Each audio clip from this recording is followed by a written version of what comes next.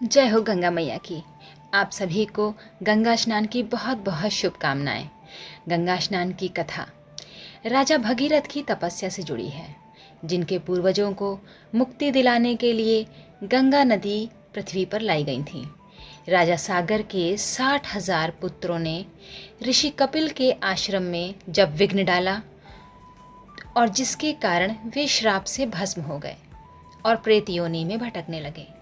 राजा भगीरथ ने कठोर तपस्या के बाद भगवान शिव को प्रसन्न किया, जिन्होंने अपनी जटाओं से गंगा को पृथ्वी पर उतारा।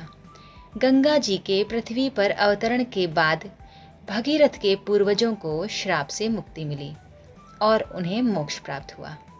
राजा सागर के 60,000 पुत्रों ने यज्ञ के दौरान कपिल मुनि के आश्रम में शोर मचाया था, जिसके कारण मुनि बहुत क्रोधित हो गए और उन्होंने सभी पुत्रों को भस्म कर दिया। बिना अंतिम संस्कार के उनकी आत्माएं प्रेत योनि में भटकने लगीं। अपने पूर्वजों की आत्मा की शांति के लिए राजा भगीरथ ने भगवान विष्णु और फिर भगवान शिव की कठोर तपस्या की। भगीरथ की तपस्या से प्रसन्न होकर भगवान विष्णु ने माँ गंगा को धरती पर आने का वरदान दिया। गंगा ने तीव्र वेग से पृथ्वी पर आने की शर्त रखी, जो धरती के लिए विनाशकारी हो सकता था।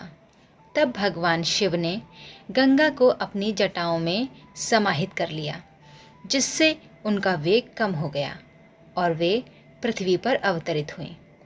भगीरथ आगे आगे चले और गंगा उनके पीछे पीछे चलने लगी। वह उन्हें गंगा सागर तक ले गए, जहाँ कपिल मुनि के श्राप से सागर के पुत्रों को मुक्ति मिली। तभी से गंगा को मोक्षदायिनी माना जाता है। गंगा में स्नान करने से सभी पाप धुल जाते हैं और आत्मा को शांति मिलती है। ये कथा सुनकर आपको कैसा लगा, मुझे कमेंट सेक्शन में ज़रूर बताइएगा। तब तक के लिए जय श्री राम और जय हो हमारी गंगा मैया की।